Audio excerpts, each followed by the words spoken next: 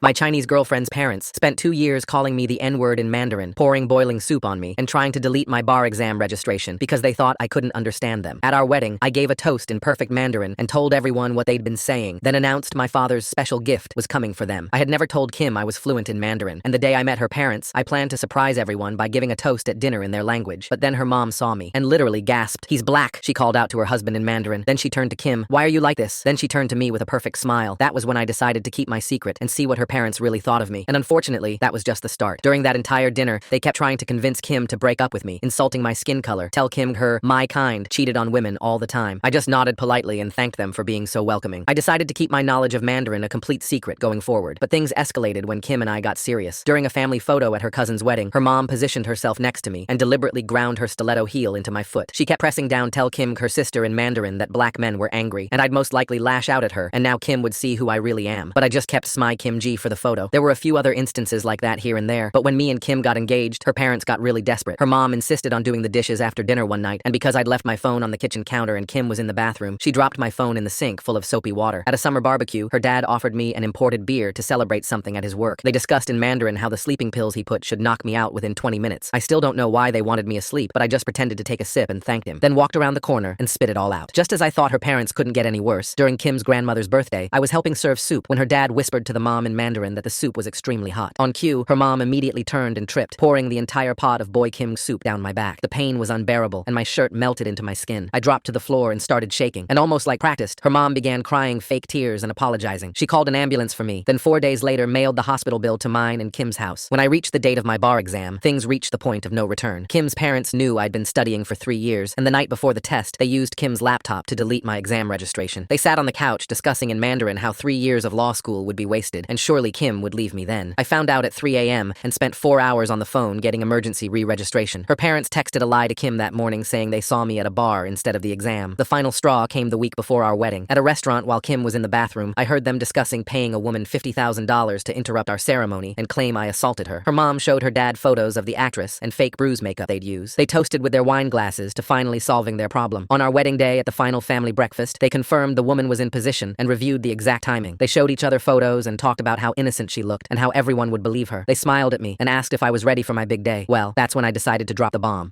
I'd been literally waiting for this moment for years. Ever since I first learned how much they hated me, I'd been planning my revenge. And so, before the ceremony started, I asked all the guests to gather around because I had an announcement to make. Kim's parents looked confused but came closer. I kinked my glass, looked them right in their eyes, and began speaking in perfect Mandarin. I stared right at them and watched the blood completely drain from their faces. Her mother looked like how I assume Moses looked when that bush started talking to him. Her dad went pale and stared at me like I'd grown 5 heads. I saw them start to literally cower. I began my speech by thanking them for 2 wonderful years of welcoming me into their family. I told everyone how for my entire relationship with my beautiful wife, I had understood her parents' words, just never told them, because I felt blessed being able to hear their true thoughts about me, because they thought I couldn't understand them. I then stared right at them. They were practically begging me not to go on, but I did. I started to praise their constant warmth and acceptance. I specifically thanked her mother for being so careful with my belongings, and her father for always looking out for my safety. I mentioned how touched I was by their enthusiasm for our wedding. The crowd erupted in applause, but I silenced everyone. Tell Kim them. I have one more announcement to make. I said that my father had called that morning with news. To celebrate mine and Kim's wedding, he had gifted us an estate from his portfolio, meaning Kim and I now have a house of our own, but even better than that, he left something else too, something specifically for Kim's parents. I announced that I had told him all about them and how they treated me all throughout my relationship, and he wanted to personally thank them with a surprise gift that should be arriving at some point throughout the wedding. The crowd erupted again. The parents looked at me with horror. I swear I saw the mom actually start to pee herself in fear. She was so scared that her fingers started twitching, meaning that benign fasciculation syndrome, her neuromuscular disease that had been gone for 3 years, flared up. After all the congratulations were over, her dad walked up to me shaking. "Outside now, we have to talk." I followed him outside, my heart pounding but my face calm. The morning sun cast long shadows across the parking lot as Kim's father led me away from the wedding venue. His hands trembled as he turned to face me, and I could see the sweat beading on his forehead despite the cool air. He opened his mouth, closed it, then opened it again. I watched him struggle to find words, his usual confidence completely shattered. Behind us, I heard the wedding guests beginning to filter back inside, their excited chatter about my announcement still echoing in the air. Kim's mother appeared at the doorway, her face ashen. She stumbled slightly as she hurried toward us, her heels clicking frantically on the pavement. The twitching in her fingers had spread to her entire hand now, and she kept flexing and clenching her fist as if trying to regain control. Her father finally found his voice, though it came out as barely more than a whisper. He asked me what I wanted, what it would take to make this all go away. His eyes darted between me and the venue entrance, clearly terrified of what might happen next. I maintained my composure, letting the silence stretch between us. Inside, I felt a strange mix of satisfaction and sadness. These were the people who were supposed to become my family. family, who should have welcomed me with open arms. Instead, they had spent years trying to destroy my relationship with their daughter. Kim's mother reached us, grabbing her husband's arm for support. Her breathing was shallow and rapid, and I noticed her other hand clutching at her chest. For a moment, I wondered if she might actually faint right there in the parking lot. They both stared at me, waiting for my response. I could see the calculations running through their minds, trying to figure out exactly how much I knew, what I might have recorded, what evidence I might have gathered over the years. The fear in their eyes was palpable. I took a deep breath and straightened my tie. The wedding would start in less than an hour, and I had no intention of being late to my own ceremony. But first, I needed to make something very clear to these people who had tormented me for so long. I told them that what I wanted was simple. I wanted them to understand that their daughter had chosen me, and that their attempts to break us apart had failed. I wanted them to know that every scheme, every cruel act, every whispered insult had only made me more determined to build a life with Kim. Her mother's legs seemed to give out slightly, and her father had to steady her. The twitching in her hand had become more pronounced, her fingers moving involuntarily in rapid spasms. I remembered her mentioning that stress could trigger her condition, and it seemed the morning's revelations had pushed her body past its limits. I continued, explaining that my father's gift wasn't what they feared. There would be no lawsuit, no public humiliation, no revenge in the traditional sense. Instead, I had chosen a different path, one that would hopefully lead to something better for all of us. Her father's expression shifted from fear to confusion. He asked what I meant, his voice still shaky but gaining some strength. Behind him, I saw Kim's cousin peek out from the venue, clearly curious about what was happening but too polite to interrupt. I explained that the gift was exactly what I had announced, a house for Kim and me to start our married life. But there was more to it than that. My father had also set up a trust fund, one that would provide for any future grandchildren. The catch was that it required regular family gatherings, documented interactions between all grandparents and the children. Kim's mother made a strangled sound, somewhere between a sob and a gasp. Her husband's face went through several emotions in rapid succession: relief, confusion, and then something that might have been shame. I told them that I believed in second chances, in the possibility of change. I had seen how much Kim loved them despite everything, how she made excuses for their behavior, how she tried to bridge the gap between us. I wonder what's really going through the narrator's mind right now, keeping quiet for years while they treated him so badly. There's something curious about his choice to wait this long, to let all these terrible things happen without saying a word. For her sake, I was willing to try, but I also made it clear that things would be different going forward. There would be no more secrets, no more schemes, no more attempts to undermine our marriage. I spoke in Mandarin, ensuring they understood every word, every nuance of what I was saying. Her father nodded slowly, his shoulders sagging as if a great weight had been lifted. Her mother was crying now, real tears this time, not the fake ones she had perfected over the years. The twitching in her hand had spread to her arm, and she seemed to be having trouble controlling her movements. I suggested she sit down, gesturing to a nearby bench. As her husband helped her over to it, I noticed several wedding guests watching from the windows. Kim would be wondering where I was, probably worried that something had gone wrong at the last minute. Her parents sat on the bench, looking older and more fragile than I had ever seen them. For the first time since I'd met them, they seemed genuinely vulnerable, stripped of the armor of superiority they had worn for so long. I told them about the actress they had hired, mentioning that I had already spoken to her that morning. She had been confused but cooperative when I explained the situation, especially after I offered to pay her the same amount to simply leave. She was probably halfway back to the city by now. Kim's mother looked up at me, her tear-stained face a mask of disbelief. She asked how long I had known, how many of their conversations I had understood. Her voice was small, almost childlike, completely different from the confident woman who had tormented me for years. I admitted that I had understood everything from that very first dinner. Every insult, every plan, every cruel comment had been crystal clear to me, but I had chosen to wait, to gather evidence, to protect Kim from the truth until I had no other choice. Her father asked why I hadn't told Kim immediately. It was a fair question, one I had asked myself many times over the years. I explained that I had wanted to shield her from the pain of knowing how her parents really felt, hoping that maybe they would come around on their own. But as their schemes escalated, as they became more desperate and dangerous, I realized that keeping the secret was no longer protecting Kim. It was enabling her parents' behavior. The incident with the boiling soup had been a turning point. That could have caused permanent damage, could have scarred me for life. Kim's mother flinched at the mention of the soup, her hand going unconsciously to her throat. The twitching had spread to her shoulder now, and I wondered if we should call a doctor. But she waved off my concern, insisting she would be fine once the stress passed. I checked my watch. The ceremony would begin in 40 minutes, and I still needed to check on Kim, make sure she wasn't worried about my absence. But I couldn't leave things unfinished with her parents, not when we were so close to a resolution. I told them about the recordings I had made, the evidence I had collected over the years, not to threaten them, but to explain why I had felt the need to protect myself. Every incident had been documented, every conversation preserved, just in case things escalated beyond what I could handle. Her father's face paled again, but I quickly reassured them that I had no intention of using any of it. The recordings would be destroyed after the wedding, the evidence erased. I wanted to start our married life with a clean slate, without the shadow of the past hanging over us. Kim's mother struggled to speak through her tears, her words coming out in broken Mandarin. She asked if I could ever forgive them, if there was any chance of building a real relationship after everything they had done. I thought about all the pain they had caused, all the moments they had tried to ruin, but I also thought about Kim, about the family we would build together, about the children who would one day call these people grandparents. I told them that forgiveness would take time, that trust would have to be earned, but I was willing to try if they were. The alternative was losing their daughter completely, because I would not allow them to continue their toxic behavior in our new home. Her father stood up, helping his wife to her feet. He extended his hand to me, a gesture that seemed to cost him greatly. His pride had always been his defining characteristic, and admitting defeat, accepting me as his son-in-law, went against everything he had fought for over the past 2 years. I shook his hand, noting how his grip was firm despite the trembling. trembling. His wife attempted to compose herself, wiping at her tears with a handkerchief. The twitching had subsided slightly, though her movements were still jerky and uncoordinated. We walked back toward the venue together, an awkward trio bound by secrets and tentative hope. The wedding guests had mostly returned inside, though I caught glimpses of curious faces at the windows. Everyone would be wondering what had transpired during our private conversation. As we reached the entrance, Kim appeared in the doorway. She looked radiant in her wedding dress, though concern creased her features. She rushed toward me, asking if everything was all right, if there was some problem with the ceremony. I assured her that everything was perfect, that I had just been having an important conversation with her parents. She looked between us, clearly sensing the strange energy, but unsure what to make of it. Her mother reached out tentatively, touching Kim's arm in a gesture that seemed almost foreign after years of manipulation. Kim's father cleared his throat, announcing that he had something to say. In halting English, he told his daughter that he was happy for her, that he approved of her choice of husband. The words seemed to physically pain him, but he forced them out nonetheless. Kim's eyes widened in shock. In all the years I had known her, she had never heard her father express approval of our relationship. She turned to her mother, who nodded through fresh tears, adding her own blessing to the marriage. I watched as Kim processed this sudden shift, her face cycling through confusion, suspicion, and finally, a cautious hope. She had wanted her parents' acceptance for so long, had made so many excuses for their behavior. Now, faced with what seemed like genuine approval, she didn't quite know how to respond. The wedding coordinator appeared, politely reminding us that the ceremony was scheduled to begin in 15 minutes. Kim needed to return to the bridal suite for final touches, and I needed to take my place at the altar. The moment of reconciliation would have to wait. As Kim hugged her parents, I caught her father's eye over her shoulder. The look he gave me was complex, resentment mixed with resignation, fear tempered by something that might have been respect. We both knew this was just the beginning of a long journey. Kim's mother whispered something in her daughter's ear, something in Mandarin that made Kim pull back in surprise. For a moment, I worried she had revealed something about their schemes, but then Kim smiled and hugged her mother tighter. We separated then, Kim returning to her bridesmaids while I headed for the altar. Her parents took their seats in the front row, looking subdued but present. As I walked past them, her mother reached out and touched my sleeve, mouthing 2 words in Mandarin that I had never expected to hear from her. The ceremony space was beautiful, decorated with white roses and soft lighting. My groomsmen were already in position, and the officiant gave me a reassuring nod as I took my place. In just a few minutes, I would marry the woman I loved, with her parents' blessing finally secured. But I knew the real work would begin after the honeymoon. Building a relationship with Kim's parents would take time, patience, and probably more forgiveness than I currently possessed. There would be setbacks, moments of regression, times when old patterns threatened to resurface. Still, as the music began and the wedding party started their procession, I felt hopeful. The secret that had defined our relationship for 2 years was finally in the open. The power dynamic had shifted, the games had ended, and we could finally begin to build something real. The church doors opened, and Kim appeared on her father's arm. She was breathtaking, her smile bright enough to light up the entire room. As they began their walk down the aisle, I noticed her father's jaw was set with determination, as if walking his daughter to me was the hardest thing he had ever done. When they reached the altar, the traditional question was asked about who gave this woman to be married. Her father's voice was clear and strong as he responded, placing Kim's hand in mine with a gravity that suggested he understood the significance of the gesture. As Kim and I faced each other, ready to exchange vows, I thought about the journey that had brought us here. The secrets, the schemes, the moments of doubt and pain. All of it had led to this moment. And while I couldn't forget what her parents had done, I could choose to move forward. The officiant began the ceremony, and I lost myself in Kim's eyes. Whatever challenges lay ahead with her family, we would face them together. The gift my father had promised would arrive soon, cementing our independence while also creating opportunities for reconciliation. As we exchanged rings and promised to love each other through better and worse, I caught a glimpse of Kim's mother in the front row. The twitching had finally stopped, and she was watching us with what looked like genuine emotion. Perhaps there was hope for us all yet. The ceremony continued, each word bringing us closer to the moment when we would be pronounced husband and wife. And in that moment, surrounded by friends and family, with secrets revealed and new beginnings possible, I felt ready for whatever came next. The handshake that probably felt like signing a peace treaty after a 2-year war. Nothing says, "Welcome to the family," quite like reluctant acceptance and visible trembling, does it? The ceremony concluded with thunderous applause as we kissed, officially becoming husband and wife. Kim's parents remained seated, their faces carefully composed, but their body language revealing their inner turmoil. Her mother's hands gripped her purse so tightly, her knuckles had turned white, while her father stared straight ahead, jaw clenched. During the reception setup, I noticed Kim's parents huddled in a corner, speaking rapidly in Mandarin. They discussed damage control, wondering aloud what evidence I might have collected over the years. Her mother suggested they leave immediately after dinner, but her father reminded her how suspicious that would look. They agreed to maintain appearances while figuring out their next move. The reception began smoothly enough. Kim and I shared our first dance, her face glowing with happiness. She kept glancing at her parents, still processing their apparent change of heart. I held her close, knowing the evening held more surprises. As we made our rounds greeting guests, Kim's aunt approached us. She congratulated us warmly, then mentioned in Mandarin to Kim's mother how wonderful it was that they had finally accepted me. Kim's mother forced a smile and agreed, but I caught her shooting daggers at me when she thought no one was looking. During dinner, Kim's parents sat at the family table, picking at their food. They continued their hushed conversation in Mandarin, debating whether I had actually recorded their conversations. Her father suggested I was bluffing, but her mother reminded him about the actress who had mysteriously disappeared. They both glanced nervously at the entrance, as if expecting my father's promised gift to materialize at any moment. Kim's cousin Nicholas, who had always been friendly to me, raised a toast to our happiness. He mentioned how glad he was that the family was finally united. Kim's parents lifted their glasses mechanically, their smiles not reaching their eyes. Between courses, Kim excused herself to touch up her makeup. Her mother immediately followed, and through the bathroom door, I heard her speaking urgently in Mandarin. She told Kim that while they had given their blessing, they still had concerns about our future. She planted seeds of doubt, mentioning how difficult interracial marriages could be, how cultural differences might strain our relationship over time. Kim emerged looking troubled, but brightened when she saw me waiting. Her mother followed, giving me a look that could have frozen water. The contrast between her public facade and private hostility was stark. As the evening progressed, Kim's parents grew increasingly agitated about the promised gift. They kept checking their phones, whispering theories about what my father might have planned. Her mother suggested it might be a private investigator's report, while her father worried it could be something more public and humiliating. During the cake cutting, Kim's father approached me under the pretense of congratulating us again. In Mandarin, he offered me $20,000 to forget everything and start fresh. He promised they would never interfere again if I would just let the past go and cancel whatever my father had planned. I smiled and thanked him in English for his kind words, ignoring his offer entirely. His face flushed with frustration, but he maintained his composure as photographers captured the moment. Kim noticed her parents' strange behavior throughout the reception. She asked me several times if something was wrong, mentioning how jumpy they seemed. I assured her everything was fine, that they were probably just emotional about their daughter getting married. As the night wore on, Kim's parents became more desperate. During a quiet moment, her mother cornered me near the gift table. She spoke rapidly in Mandarin, offering to publicly apologize, to tell Kim everything themselves if I would just call off whatever was coming. The fear in her eyes was genuine now. I responded in English, thanking her for the lovely wedding gift they had given us, gesturing to an envelope on the table. She looked confused, as they hadn't given us anything yet. The uncertainty was clearly eating at her. Kim's grandmother, who had been watching the interactions all evening, pulled me aside. In broken English, she told me she was happy Kim had found someone who truly loved her. Then, switching to Mandarin, she added that she had long suspected her son and daughter-in-law were not as welcoming as they pretended to be. She patted my hand knowingly before returning to her table. The wedding coordinator announced it was time for the parent dances. Kim danced with her father first, and I watched as he struggled to maintain his composure. His movements were stiff, mechanical, and he kept glancing at me over Kim's shoulder. When it was time for me to dance with Kim's mother, she could barely look at me. We moved awkwardly around the floor, her hand trembling in mine. In Mandarin, she whispered that she knew I was recording everything, even now. I simply smiled and complimented her on raising such a wonderful daughter, speaking in English loud enough for nearby guests to hear. After the dances, Kim's parents retreated to their table, looking haggard. They had aged years in just a few hours. Her mother's carefully styled hair was beginning to fall, and her father had loosened his tie, sweat beading on his forehead despite the air conditioning. Kim's best friend Alexandra gave a touching speech about our relationship, mentioning how she had watched us overcome obstacles and grow stronger together. Kim's parents shifted uncomfortably in their seats, probably wondering if Alexandra knew more than she was letting on. As the evening continued, I noticed Kim's parents had stopped discussing their plans in Mandarin altogether. They sat in paranoid silence, jumping every time someone approached their table. Her mother kept checking the entrance, while her father nervously tapped his fingers on the table. During a brief respite, Kim pulled me aside. She mentioned that her parents were acting strange, asking if I had said something to upset them. I told her we had simply discussed our future as a family, which was technically true. She seemed satisfied, but still concerned. The band announced the last dance of the evening, and Kim's parents looked simultaneously relieved and terrified. They clearly wanted the night to end, but feared what might happen when it did. As Kim and I took the floor, I saw them whispering urgently again, making what seemed like final, desperate plans. After the dance, as guests began to leave, Kim's father made one last attempt. He pulled me aside, and abandoning all pretense, spoke in rapid Mandarin. He admitted to everything, the schemes, the attempts to break us up, even the actress they had hired. He begged me to consider Kim's feelings, how devastated she would be to learn the truth about her parents. I listened quietly, then responded in English that Kim deserved parents who loved and accepted her choices. He deflated, realizing his emotional manipulation wouldn't work. As we prepared to leave for our honeymoon suite, Kim's parents approached us together. They looked defeated, exhausted, and genuinely frightened. Her mother hugged Kim tightly, whispering something in her ear that made Kim look confused. Her father shook my hand, his grip weak and clammy. We made our way through the remaining guests, accepting final congratulations. Kim's parents stood frozen by their table, watching us leave. The fear of what might await them at home was written clearly on their faces. In the car to the hotel, Kim was quiet. She held my hand tightly, processing the emotional whirlwind of the day. She mentioned again how strange her parents had acted, how different they seemed from their usual selves. I squeezed her hand reassuringly, knowing that our real journey was just beginning. At the hotel, Kim wanted to talk about her parents' behavior. She couldn't understand their sudden acceptance after years of resistance, or their nervous energy throughout the reception. I suggested that weddings were emotional times, that perhaps they were simply coming to terms with their daughter being married. She wasn't entirely convinced, but was too happy and exhausted to dwell on it. As she got ready for bed, she mentioned that her mother had whispered something odd during their final hug, something about being sorry and hoping Kim could forgive them someday. The next morning, Kim's phone rang early. It was her mother, speaking in a strained voice. She asked if we had heard from my father yet about the gift. Kim, confused, handed me the phone. I told her mother we were about to leave for our honeymoon and would handle any deliveries when we returned. The relief in her voice was palpable, though she tried to hide it. She wished us a wonderful trip, her tone forcedly cheerful. After I hung up, Kim asked what that was about. I explained that my father had indeed sent a wedding gift that would be delivered to our new house. Throughout our honeymoon week in Hawaii, Kim's parents called daily. They claimed they just wanted to check on us, but I could hear the underlying anxiety in their voices. They asked repeatedly about our return date, whether we had heard from my father, if any packages had arrived at our house. Kim found their sudden attentiveness sweet, but puzzling. They had never shown such interest in her life before. She mentioned to me several times that something felt off, that her parents seemed almost scared of something. On our fourth day, while Kim was swimming, I checked my phone to find several missed calls from her father. His voice voicemail, left in Mandarin, was panicked. He said neighbors had told him a delivery truck had been seen at our new house. He begged me to call him back to tell him what was in the delivery. I didn't return his call. Instead,